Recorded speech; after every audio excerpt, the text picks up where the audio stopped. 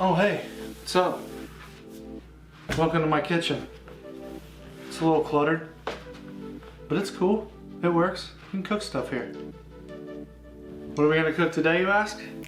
Well, today, we're gonna need a dessert for our dinners.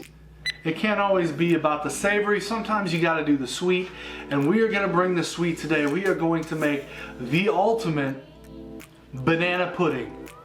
That's right, it's easy, it's fairly quick, it's something that you can throw together, and it goes with almost any meal.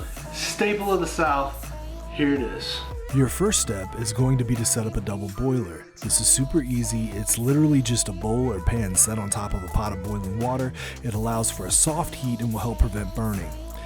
In goes 1/2 cup or 99 grams of granulated sugar, 1/3 cup or 52 grams of all-purpose flour, roughly 2 grams or 1 teaspoon of salt, 3 egg yolks, no whites, and finally 2 cups of heavy whipping cream.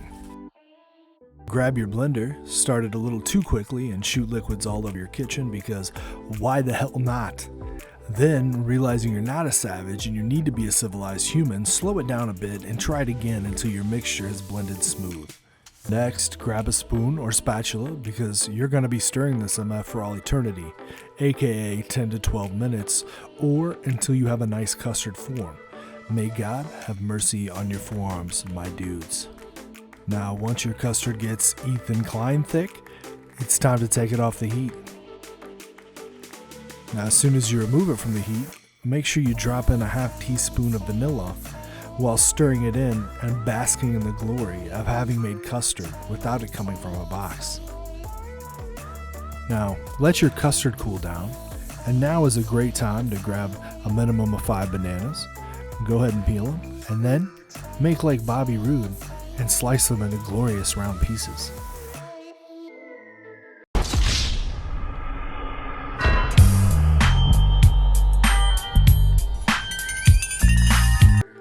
Now that your custard is cooled down, you want to grab your cake pan and layer it with custard. Distribute it evenly across the bottom. It'll help keep your next layer in place.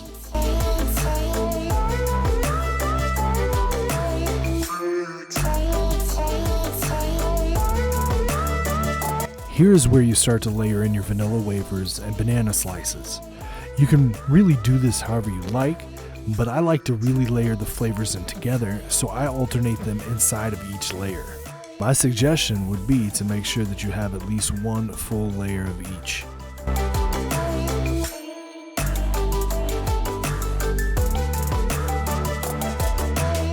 Now, once you get your layer set, it's time to circle back around and get a little more custard in the mix. From here on out, you'll really just repeat the process until you run out of goods or are happy with where you're at.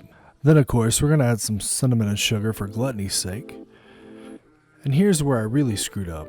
I took the egg whites from earlier and slowly added sugar as I beat the living hell out of them with this beater.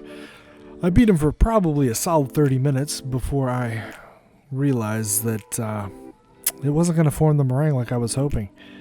And it's at this point I realized my rookie mistake. I got a clean bowl, I moved over to my mixer, decided to give it another go. I mixed 3 egg whites, 1/4 cup of sugar, a dash of vanilla, then I turned this bad boy on. I realized I probably should plug it in, and then I let the mixer do all the hard work, beating this son of a bee to stiff peaks. You'll know the battle is finally won when it looks a lot like whipped cream, and then you'll spoon it out onto your pudding, making sure to seal in the entire top of your dessert. Once you get it sufficiently spread, you're going to go ahead and toss it into a preheated oven at 350 degrees for about 15 minutes, or until the meringue has a slight brown tint to it.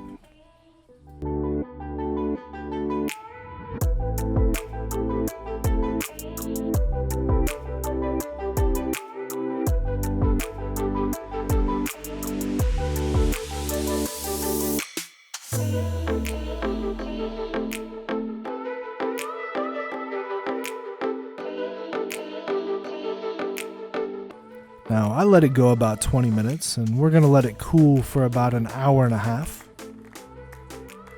Now that we've dressed it up and it's looking like the ultimate banana snack, Here's where I got my video claim because I didn't realize my son was bumping that hot new Travis Scott joint and had to do a voiceover because I'm 14 videos in and I'm still making amateur mistakes.